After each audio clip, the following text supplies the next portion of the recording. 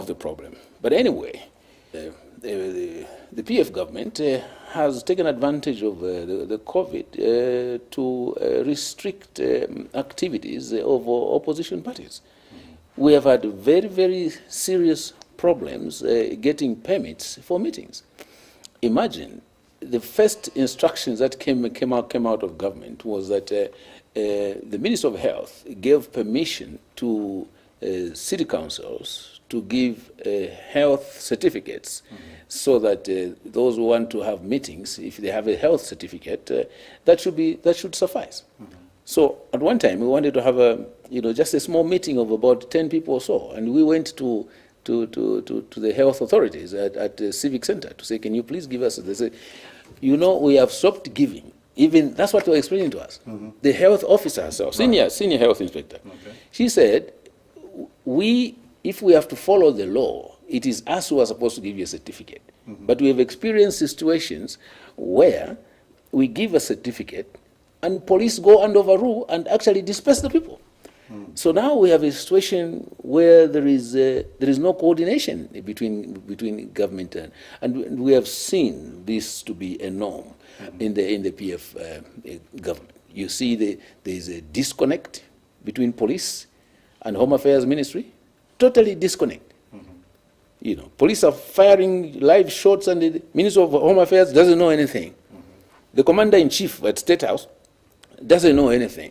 So this behavior of disconnect, of failure to coordinate, has shown its face, meaning that there has been a problem in managing the affairs of the nation. So we have had serious problem having meetings. Almost all our applications have been rejected. We cannot hold meetings, we cannot hold rallies, we cannot do anything because so this COVID thing has come as a blessing in disguise for PF.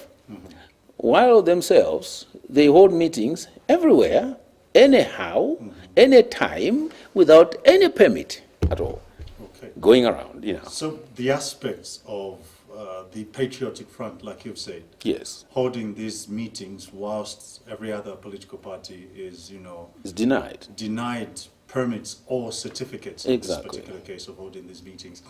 Is this what prompted your party president, Dr. Chishimba Kambwili, then to say, I don't think that there's COVID at all, because given the behavior of the patriotic front where they're meeting and everybody else is, prevented from doing so, there's no COVID exactly. at all. Even though he was misunderstood, what he actually meant was that if government, who was supposed to be our focus, who was supposed to be our guide, to whom we are supposed to be looking for help, to whom we're supposed to be looking for guidance, if they themselves behave as if there is no COVID, then people will take it that there's no COVID. So basically that's what Dr. Chimbakambwili meant. Right. To say, let's take it that there's no COVID, because the picture you are portraying is that there's no COVID. I was very hopeful in the beginning when I heard some taxi minibus drivers talking about government giving him a relief on fuel so that they will reduce the number of people they carry on the bus.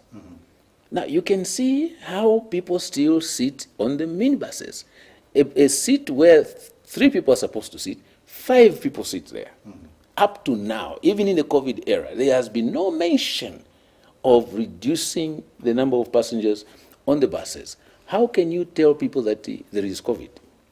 How can you tell people that there is COVID when there is no social distancing in the market? We know that people have to eat. But even though people have to eat and they have to sell in the market, even in the market, there can be some order. People can be separated in markets. If it means taking them outside of the market so that there is some space, that could have been done. Nothing has been done. In the market, Soweto market is just life as usual. You go to Mandevu market, it's just life as usual. Now, how do you convince somebody that we have a serious crisis? And for last year, it was very difficult because most people didn't know anybody who had died of COVID-19, even myself. The whole year they were talking about COVID-19, I never knew anybody who died. Now when they are talking about these, what are they calling, variances, which are coming now. Now we know, the new strain. Now we know. I know close to 15 people who have died just this year.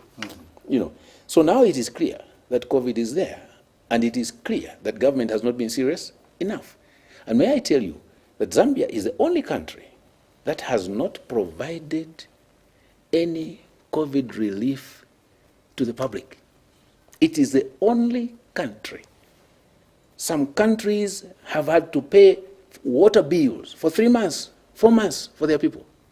Some countries have had to ask utility companies like ZESCO to allow people to use electricity for 2-3 months without paying because they have no money. Well, we heard government make the announcement that 10 billion had been set aside that to help businesses. 10 billion, because the president makes pronouncements without consultation. There was no committee to see it, how they're going to use that money. The money went to Bank of Zambia. Bank of Zambia had to start contacting commercial banks. Commercial banks need to make their profits from that kind of money, and when they are giving out, it is the banks who have to decide who can get the money and at what terms. Barclays was offering their own terms, Standard Bank was offering their own terms. When you look at Western countries, look at Germany, look at Italy, look at England, look at the United States, what did they do? They just come up with a budget to say, we are going to help business people. For example, here at Muvi TV, what they could have done is that instead of you laying some people off, how much is your salary bill? The salary bill is 100,000 kwacha per month. Government is going to help you with 50,000 to maintain your workforce so that people are not dismissed. That's what nations are doing elsewhere. But then how do you expect that the government would be able to do this given we have defaulted on our, foreign debt because we do not have money? There's some default, even on our domestic debt.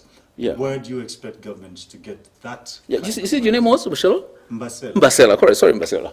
Mbasela, first of all, the default of $42 million has been a very serious embarrassment to this nation. $42 million for you and me is a lot of money. But for government, Mbasela, $42 million is like pocket money for you. It's like change that a taxi driver has given you or a minibus driver has given you. For a nation to fail to pay $42 million. Let me tell you something. If you look at the foreign exchange that people have in this country, it's more than $2 billion in accounts here. You see what I'm saying? You search the accounts, you find the Zambians. Why couldn't the government have said, you people have got so much money, can you sell us some dollars so that we can pay? What it requires is just serious-minded people who should be able to sit together and ask questions, how do we resolve this problem? But the problem that we have is everybody is busy campaigning, everybody is busy dealing with cadres, getting cadres to go and fight somebody somewhere. Everybody is trying to bring down HH. Everybody is trying to, get Kambwiri to do something. Everybody is trying to get opposition to. Our ministers are busy trying to defend their positions and making sure that they return instead of sitting down. Kenneth Kaunda used to sit up to 24 hours, even going into 02 a.m., meeting cabinet to resolve national issues. The current governments that we have, they knock off at 17 hours and they go drinking. So we don't have seriousness in terms of management of issues. There is no way Zambia could have defaulted in $42 million. It's peanuts. $42 million is peanuts. And why did we default? Because the president introduced a program where himself started going around with Kamufuko Kandalama. Now, that in itself is plunder. It's economic plunder. You don't call the treasury and say, bring me money here. I'm going to jump to Jamba Valley. I'm going to start distributing money. No, you don't behave like that. That is plundering the economy. You're saying the president has been doing that. He's been doing that. And now he has even brought it down to the ministers. I think they also thought that it was working. If it was working with the president, let us also do it. Now we have ministers going around bribing people and plundering money, and basically that is money laundering in the real sense. And that's what has caused the inflation to rise from 6% to 22%. Well, when you talk about money laundering, it's a very complex issue. Exactly. It means that there's illegal money that has come from somewhere and is being washed by being distributed? Not only that, money laundering has various, definitions to it. One is the one that you have mentioned. Yes, which particular one are you referring to? The one I'm referring to is the same as you have heard the anti-corruption and the police arresting people who are going around collecting money from people and promising them that we shall give you on profit. You understand what I'm saying? Yes. That's not illegal money. Mm-hmm. That is money collected, yes, and invested and then giving to people. Mm-hmm. Now, laundering is an issue where you drop a chunk of money on people without any exchange. Mm-hmm. In other words, I must be able to do business with you. Yes. I must be able to buy something from you, exactly, and give you something. Yeah. Now, if I just come to you and offload 10,000, offload 10,000, offload 10,000, that's money laundering. Mm-hmm. Why? Because now you're creating a situation where there is no link between goods, services, and the money. Mm-hmm. And this is what causes inflation, where you have the simplest definition of inflation is too much money chasing too few goods. Now you have people who never had breakfast. Now they're having breakfast because somebody has dropped a chunk of money on them. Mm-hmm. You had people who never had milk. Now they're going to have tea with milk. You have people who never ate meat. They ate meat once a month. Mm-hmm. But now, because the government is pouring money for which they have not worked, and that's not their standard, mm-hmm. so they will join the meat eaters, meaning that the demand for meat is going to be high. And you and I know that the law of supply and demand means that when demand is high, prices increase.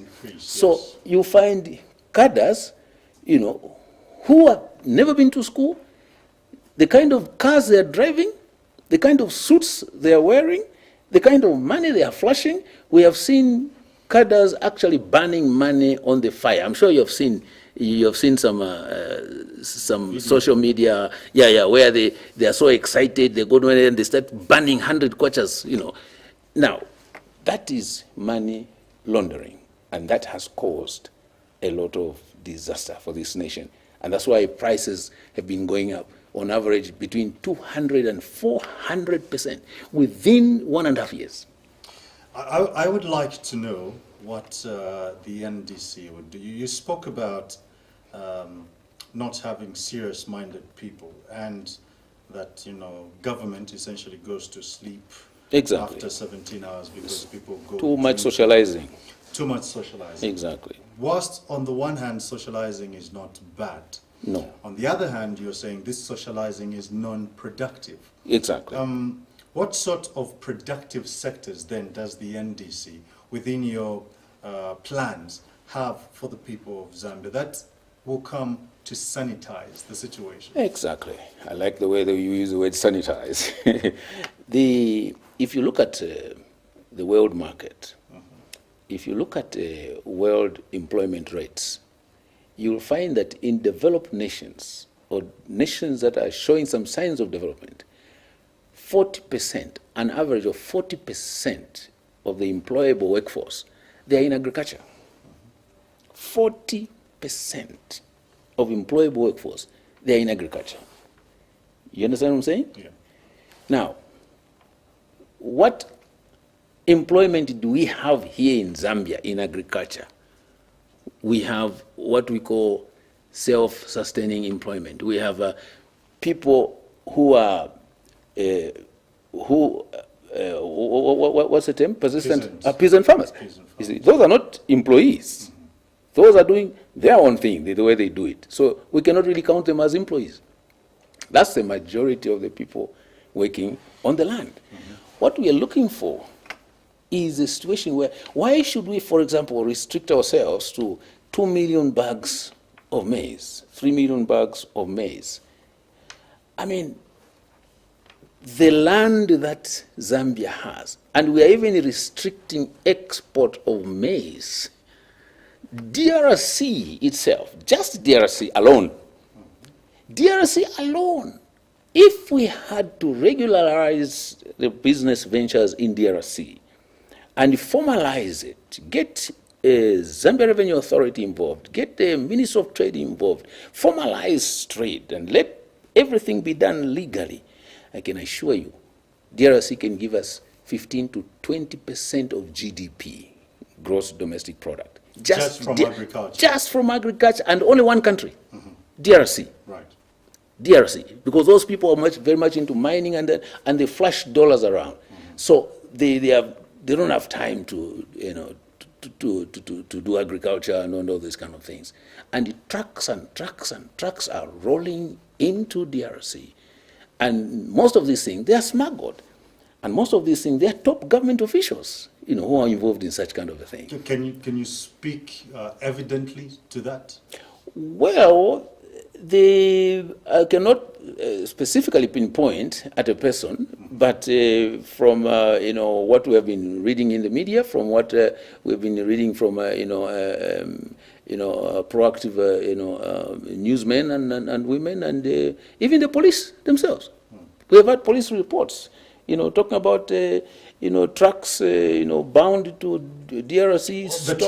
The trucks part, yes, but the aspect of the top government officials.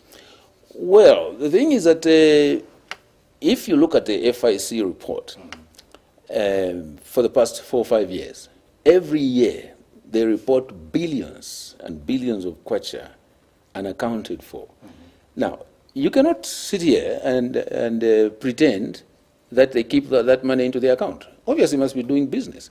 And if it is easier to do business with, so I just say that money which the FIC reports, to which now the president says that us now who are complaining we must provide evidence, and yet FIC report is evidence, because that should be the beginning point. When a FIC comes up with a report to say we are suspicious about this transaction because it went like this, like this, like this, that in itself is headway for the police to begin to work. But now the president will say, no, this is not evidence. In fact, the president has almost rubbished the FIC, which is a creation of Parliament. Parliament created FIC. It's a government baby. But now they are rejecting their report. Now, if so much money is not being accounted for, where does it go? Obviously, it's not in Zambian account, because if it was in Zambian accounts, they fear to be. So you can guess that they are doing business with it. And I don't think that the DRS is an exception.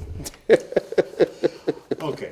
Yes. You've spoken about the agricultural sector. Yes. I would like for all of us, myself and the viewers, to understand the take of the NDC on agriculture, because most of the peasant farmers that you've spoken about are doing rain-fed agriculture. Exactly. Is there a plan by the NDC, for example, for water harvesting, for irrigation enhancement, and what sort of technological advancements are available in the plan for the NDC to the peasant farmer? Thank you. The overall focus in our manifesto in agriculture, we say that we are going to create jobs through agriculture and industrialization. Now, industrialization includes mechanizing agriculture. Now, the biggest mistake that Zambia made, not necessarily PF, was to bring in GMOs wholesale. And they did not explain to the people that these GMOs that you are bringing in, you cannot plant them. You know that you can't plant GMO? Yeah. And these GMOs can only grow with fertilizer. You understand what I'm saying? Now, meaning that the farmers, your grandmother, my grandmother, who are in the villages, who grew their own maize. Let me just put a pin in that. Yes. For the less technically gifted, you just said you can't plant GMOs. No, you can't. You just said you can only grow them with fertilizer. Exactly. Simplify that for... Basically, what I'm trying to say is that they publicize this GMO thing so much. Right. And Zambia never took time to discuss it as usual, because the habit of Zambian government is that they feel that because they are the ones who have been elected into power, they don't need to consult anybody. So they'll just sit with somebody from China or somebody from US and make a pronouncement tomorrow. And that's not correct. We have professionals in this country. We have engineers in this country. We have medical doctors in this country. We have associations of marketing, association of management. These people should be consulted. What is this? What does it mean for us? We came to find out too late that our peasant farmers will not raise their own maize anymore to plant because it was free. They planted maize, they left some for planting next season. They were not told that. Because if there was consultation, if there was discussion, some of them would have said, no, we don't want. And in any case, if Zambia wanted to do a trial, what they should have done is that we shall allow probably Eastern Province to go with GMO. Let us see how it goes. Let us allow Central Province to go without GMOs, So we are talking about sustainable farming now. Yeah. There's a lot of discussion. There's a white man here, just forgotten his name. He is, a very much fan and, supporter of sustainable farming. Right. And government officials, they know him. But nobody has taken time to take him seriously. Have you taken him seriously? I have attended some of his shows. And I have promised him that should I get a chance to get into government, definitely we should do. You see, if you take God seriously, for example, this issue of fertilizer, if you follow the Bible correctly, the Bible says after every 6 years of farming, the 7th year, land should be left alone. And God is talking about fertilizing the land. Right. So in other words, God has a plan to fertilize the land every 7th year, so that in the 8th year, you start afresh again. So now we have added cost to mill. We have added cost to production by bringing in these GMOs, which our people did not understand that this is basically what we are getting ourselves into. So we have actually, it has added on to the cost. So the Zambia can produce 20 million bags of maize per year. That is my prediction. Because as chairman of the economy and national development planning, I have done my figures. Right. And I have realized that if we brought in 1 million youth into Zambia National Service, 100,000 per each province. Right. At the time I was making this arrangement, I was banking on 6 billion kwacha. Now we're talking about 12 to 15 billion kwacha to sustain these 1 million. Because once they come in, first of all, they have nothing, isn't it? So you have to buy them national service uniforms. You have to put at least 2 tractors in each province. You have to buy them working utilities. You have to buy them tents where they should be sleeping, boots, and feed them for 6 months. My plan is that if we can feed these guys for 6 months, while they are training, remember, initially they are not employed, but the idea is that they should end up being employees of Zambia National Service because we plan to expand the Zambia National Service. And initially they come in as trainees. We are going to train them in agriculture and feed them for 6 months. Now, when they come in immediately, they'll start growing things. Vegetables, they'll be keeping chickens, they'll be keeping goats. My prayer is that within 6 months, they'll be able to produce their own food. So if they're able to produce their own food in 6 months, then government's funding stops. Stops. Exactly. For the feeding. Exactly. Process. But then, are the 2 tractors per province enough? Because I'm looking at a district like Pika, for example, or Serenge. Exactly. It's, what, 200-300 kilometers between Serenge and Mpika. Exactly. 2 tractors. No, my idea is that there should be 1 large farm per province, not so many. Right. Because if you start like that, it will be very costly. Yeah, absolutely. Initially, you have to start with 1 large farm. You can have compartments within the farm. You can have goat keepers. You can have maize people. You can, they can be alternating. this month these people are working on the maize, this month these people are working We needed the clarity. Exactly, that's the idea. Okay, the agriculture sector obviously has a lot of potential, like you've put it. Definitely. Because we are limited for time. Exactly. All the time. Exactly. I see that you've listed agriculture as one of the key sectors. Very key. There's a lot of talk that has gone around mining as a sector, and its relevance to Zambia. Is that also... I was interviewed by ZNBC on the issue of the what did the president call it? The reform budget program? Economic recovery program. Economic recovery program, He concentrated so much on mining. And he actually condemned the idea that we have been saying that minerals are a wasting asset. He was saying that we have been taught that minerals are wasting, but we are going to because they are still here. Meaning that now he dampened the spirit of diversification. We have been taught from primary school that we need diversification.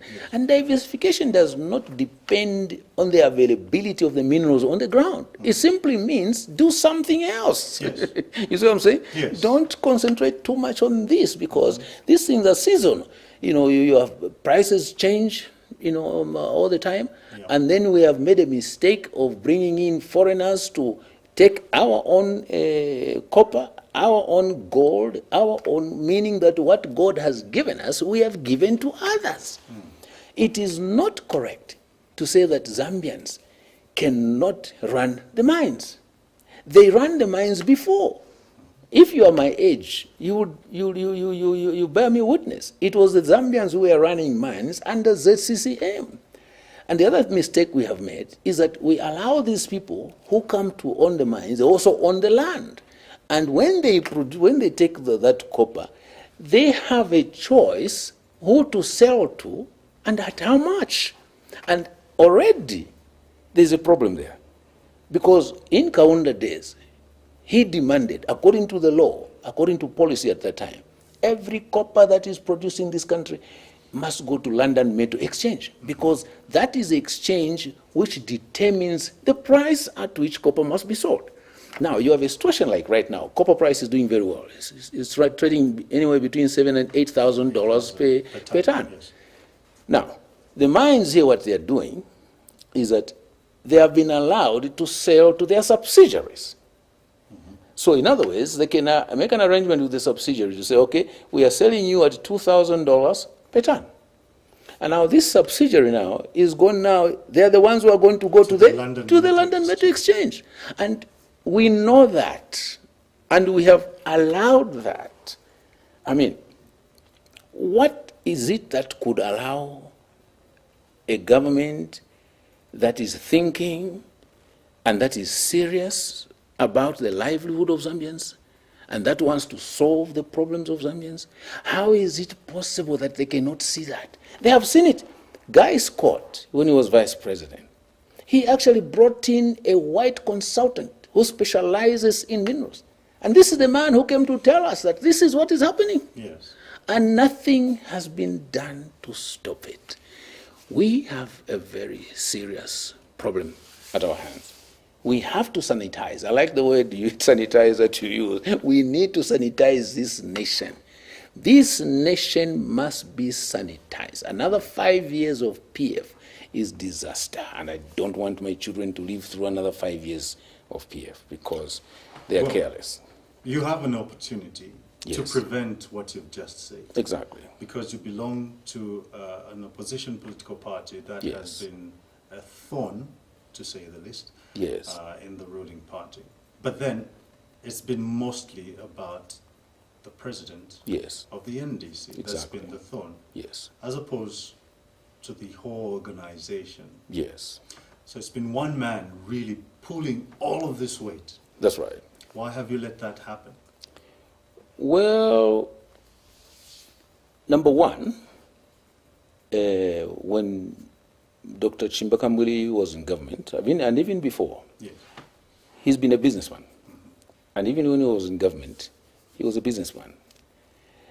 But now they began to throw cases at him, and most of them just trumped charges.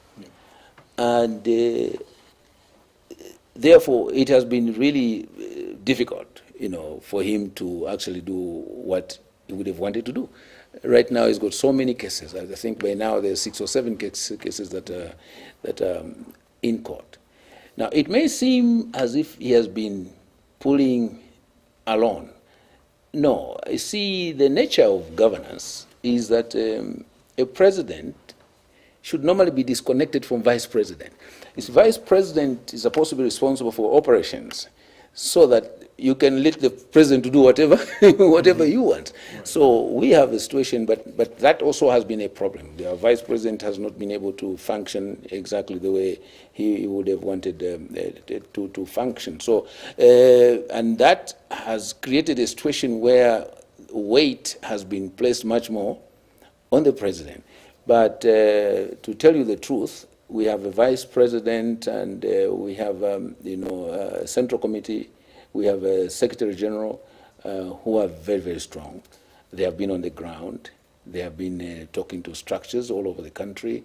And I can assure you that without these people, probably would have even been, with our head, engrossed in all these. If we did not have a vice president who was strong, if we did not have a secretary general that was strong, probably the party could have crumbled. But we are standing because we have good people in the Central Committee, of which I am one. You're standing. I'd just like to pick on that word, yes. Standing.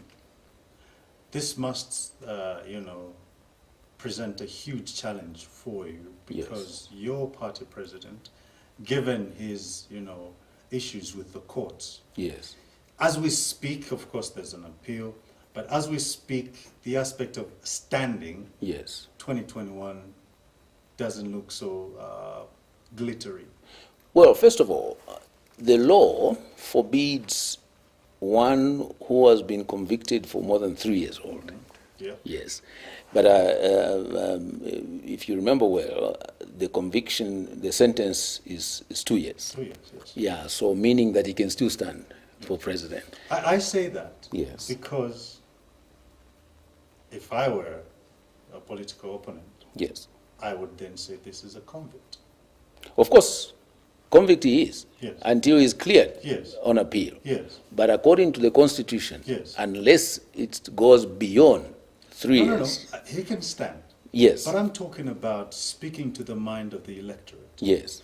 And I say this is a convict. Yes. And I smear yes. or mudsling you exactly to the public like that. How do you think that affects? The goodness is, most people that we meet, that we talk to, that talk to us about Dr. Chimbakambwili, they understand that some of these charges, they are really not worth their salt.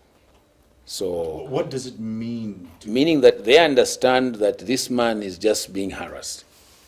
That's the understanding of most of our members. So, in other words, they don't look at the word conviction. Of your members? Yes. But they don't look at the word members that you are hoping to vote for you. I think even nationwide, people know that, to be an opposition leader, to make it for presidency in African countries like Zambia, you must be harassed, and they must come up with trumped charges. It's very sad that that's the way we should go, and especially in a Christian country. I feel terribly shy and saddened to call myself living in a Christian nation, because there's nothing Christian about this nation.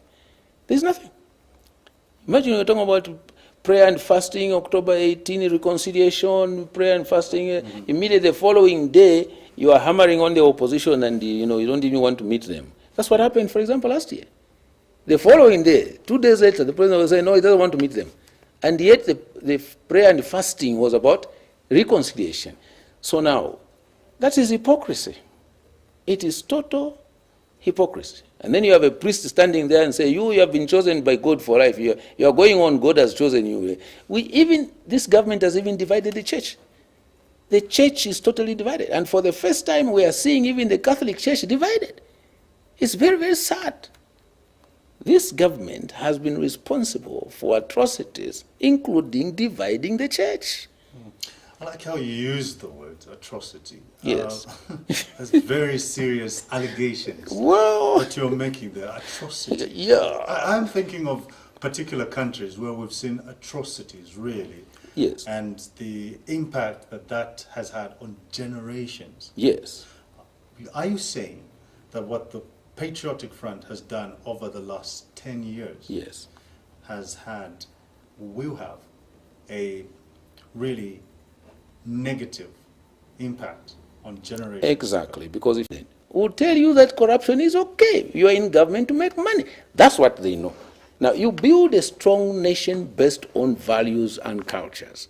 This country needs to begin to work on values and cultures. We do not have any. We have lost everything. Look, the American army, when you see an American soldier fighting in Vietnam or elsewhere, the reason why they lose is because of the personal value systems that are engraved in their heart from the time they grow up as children. They grow up to respect humanity. There are some soldiers, American soldiers, who have gone mad at being told that that fire you shot a child or a woman. Because they take pictures. Even when they are shooting, they have got cameras. Yeah. So when he's told that you were the one who was in that position, yes, when you shot that fire, it killed a child and a woman. Some of them have gone mad. Some of them have just resigned. Some of them have committed suicide. Now, those are values. You see what I'm saying? Do we have such values? No. Our boys can be given 200 kwacha to go and fight UPND cadres at a rally. They don't even know that their brothers and sisters are there, but because they have been given 300 or 400 kwacha, they pack themselves in the buses, carry pangas, and start slaughtering people. Are there values? No. Do people understand the importance of corruption? Corruption means that you will have no medicines in the hospital because money has gone into politicians' pocket. Corruption means that the roads that they are making, not all the materials are going on the road because money which was supposed to complete the roads has not been there, so they have just done some patch-up. Corruption means that whatever government program, the health, you have seen what happened with health. That's corruption. A health ministry that is playing around with one company which has been cited. Honeybee has been cited so many times with the irregular things. And you are still using them. Well, perhaps it's because where there's bee, there's some nectar, and nectar is sweet. Of course, yes, that's the point. There is nectar there. I'd like to understand one particular thing. Your party president, Yes. Dr. Chishimba Kambwile, recently said, "I am retreating, for all intents and purposes, Yes. from always being the voice that is saying things. Exactly. I'm going to take a sabbatical of sorts." Exactly. Obviously, this is because there's a lot of court cases against the man. But he's a person who, for all intents and purposes, again, comes from the Michael Chilufesata School of Politics, Yes. where you have to be on the ground. Exactly. And you're speaking the language, the local language of the people, and you're all over the place. That popularized the man. Exactly. So much so that led President Mwanawasa said, "Look, we can't meet the people the way he does. So Exactly. let him meet the people, let him talk, and we'll work, we'll implement what he's saying." Exactly. Dr. Chishimba Kambwile is no longer as Vocal on the ground, as is no longer as vocal. How does this impact you and your hopes for making it? First of all, let me talk about how it impacts the nation. Yes. The nation has been impacted. The source of what Dr. Kambwile was one of the sources, is that we don't have a vibrant civil society. Right. We don't have a vibrant civil society, because if we had a vibrant civil society, they will be organizing and standing up. But once somebody tries to organize civil society here too much, what do they call them? Causing confusion. They call it a crime here in Zambia. In other words, for me to organize people to go and demonstrate, I'm committing a crime, which is not true. You want to use that demonstration to commit Yes, offenses. because people cannot just rise up from nowhere. People have to be organized. And when somebody begins to organize, he's not doing anything wrong, because we are protected by the Constitution that people have a right to demonstrate. And how do people demonstrate? They have to be organized, because they cannot just dream up that there's something happening here. No, they have to be organized. But Zambia is calling organizers criminals. You see what I'm saying? Zambia is calling organizers criminals. Now, when a person like Dr. Chimbakambwili stands up and speaks up and is arrested, who is going to rise up? Because the civil society has been compromised, because they are under pressure. And not only that, they are not supported financially, because government is supposed to take an active interest in civil society, because civil society is part of democracy. It's just like the media. This pronouncement that government is setting a minimum salary for media personnel, yes, I have not welcomed it myself. Why? It is ill-conceived, because the aim is to silence the media, to silence you people, so that you can be on their side, so that you can begin to feel that they love you, and yet you know that government has considered private media enemies, through and through. And so therefore, the idea is that if we do this thing for media boys and girls, then we are actually stopping them from reporting fairly to the opposition, because we have done something for them. First of all, ask yourself, why single out the media? So, one would say, yes, there was a time when, men in uniform were, yes, singled out. Exactly. And it worked well for them. Exactly. Teachers were looked at. Yes. So were singled out. Exactly. Maybe it's in phases. What's wrong with the media? Well, you see, the military people, you are talking about men and women who are serving, whose lives are unpredictable. So their living standard had to be apt such that should a husband or a wife die who is in the army, at least there is something left for the... So in other words, there is some justification for that. How's that different for a person who's in the media? Because No, it's true. You media people, you need help. I have worked in the media myself, yes, and I have seen throughout that they have serious financial operational problems. Media have serious... I don't think there's any media house here that can fully pay, their workers according to what they're supposed to pay. I don't think there's any. Now, what the government should have done was to invite stakeholders. Invite Muvi TV, invite CBC TV, invite KBN, invite all these and say, guys, we think that you must do something about this thing. Because you cannot just wake up one day and say, I'm increasing the minimum salary. You can't. And there now, they should have started coming up with issues that if you want us to increase these salaries, why don't you allow, instead of looking at us as enemies, look at us as partners.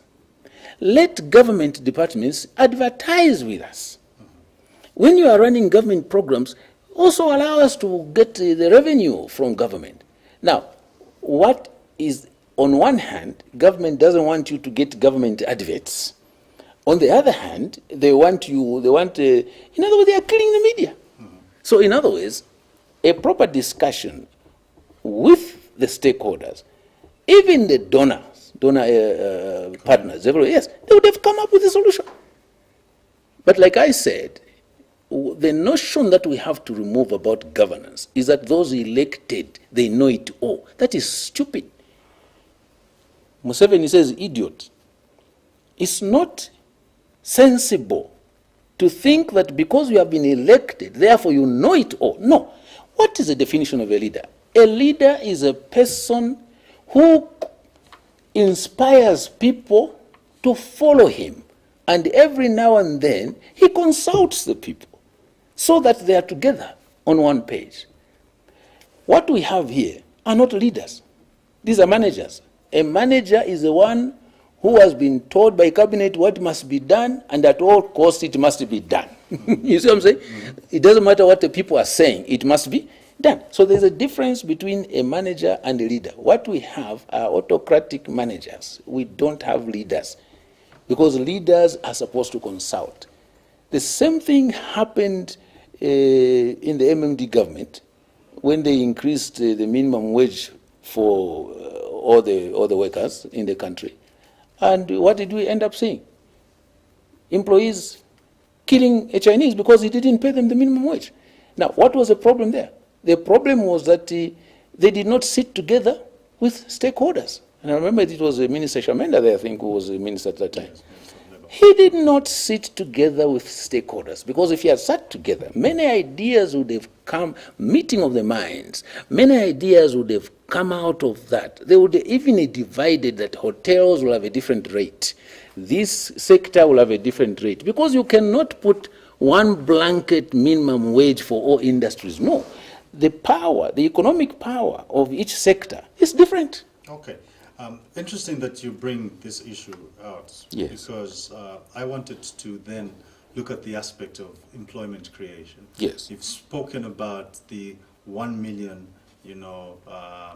children. My target is 5 million in 5 years. Yes, of course, it translates into that. Yes. 1 million every year. No. 1 million for 1 year for national service alone. Yes, for national service alone. And that will go on for the 5 years. Absolutely. The 1 million. Absolutely. Yes. But this means that this is not employment.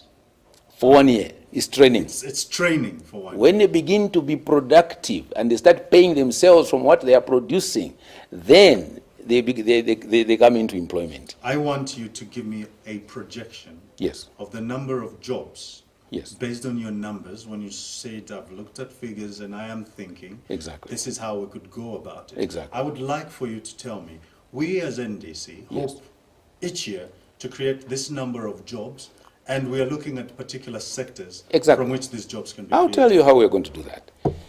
Now, does it make sense that a nation should go to sleep at 17 hours? Does it make sense? I do not understand. Have you ever tried? No, this nation goes to sleep at 18 hours, 19 hours. Mm-hmm. It's dead. Okay. Until 8, 9 hours. Mm-hmm. In other words, Zambia is sleeping 14 hours. We can't allow such a situation. We need to, if we had to make a law or encourage business people to carry on business up to, so those who can go up to 22 hours, let them go. Those who can go up to 24 hours, let them go. Those who can do 24 hours, let them do it. Do you know what that will do to employment levels? It will increase employment levels by not less than 40%. In other words, if you have 1 million people working in Zambia, you will have 1.4 million simply by increasing the number of hours. How many times, I'm sure you're married, isn't it? I am. And sometimes you feel like your wife has been too much in the kitchen. Mm-hmm. And when you're at home in the evening, you want to say, Mommy, can I take you for dinner? You know, we need to have a situation where you can say at 22 hours, Mommy, me, I can't sleep. Let's go and have some coffee somewhere. Right. You know what I'm saying? Mm-hmm. So this is one way that we can increase. And of course, there are issues of security, but, when you have obstacles on the way, obstacles do not mean failure. No. For everything that you want to do, there will be some challenges, isn't it? Right. But those challenges must be overcome. Mm-hmm. So I know that if other countries can do it, if South Africa can do it, if Zimbabwe can do it, we can also do it. Mm-hmm. So that's one area. Right. The other area is that we have decided to reorganize the whole educational sector. Mm-hmm. In other words, why should I force my son to study biology from grade 8 and grade 12, which has been failing through and through? Mm-hmm. It doesn't make sense. Mm-hmm. It simply means that the medical field is not his area. So beginning from Form 1, teachers are supposed to be able to detect which child is seeming to be going in the science way, right, which child is seeming to be going in the crafts way, which child seems to be going in the humanities way. Mm-hmm. So by the time they're getting to grade 9, they can actually be divided so that you don't force those who are failing biology to continue with biology. Right. Get them into something else. So by the time the children are graduating at grade 12, they should be able to find their own jobs, because the kind of children that we're producing now, when they finish Form 5, there's nothing they can do. All they know is biology. They know the Tigris River in Asia. They know how many continents are in the world. Things that do not help them. So we have to start making education relevant, such that when a child finishes grade 12, he's able to do something on his own. And we need to create industrial centers. Look, Zambia talks about manufacturing zones. What is this? Multi-facility zones. Do you know that the only people who qualify are foreigners? Because you need $500,000, which Zambian can get. $250,000, which Zambian? So I have been saying we need to have multi-facility zones for SMEs. Zambia needs to bring up multi-facility zones for SMEs. Kaunda tried. I worked for SIDO myself, and that's where I got a lot of inspiration. I was general manager. I was a regional manager for Lusaka, I was regional manager for Copperbelt, and I became general manager for the factory for the leather factory in Kaunda put up a mini multi-facility zone in Makeni, on the Copperbelt, everywhere. How do you expect a person who starts business now to go and compete on Cairo Road? You can't. And when they're operating in the house, they cannot be registered. Health people cannot go there to approve what they are doing. Yeah. Now they are left in a quandary. So you need to create situations where these people can look at mechanics. You can have 50 mechanics using one industrial site with common equipment. Yeah. In other words, you can have maybe 5 ditches, whatever, what do they call them? Those ditches? Whoever, pits, yes, those pits, yes. Whoever comes up he just comes and books and pays for that 1 hour. Yeah. He said, so why should we wait until a person has been able to make his own pit? He has been able to buy his own crane to lift up vehicles. It will never happen. So we need to create a situation where these things are made available. And those who are making more money and now they are graduating because they have made money, they can now go and set up their own. They can graduate to go and set up their own facilities elsewhere. But those who are coming should come and take up this and grow up in that kind of environment and then proceed.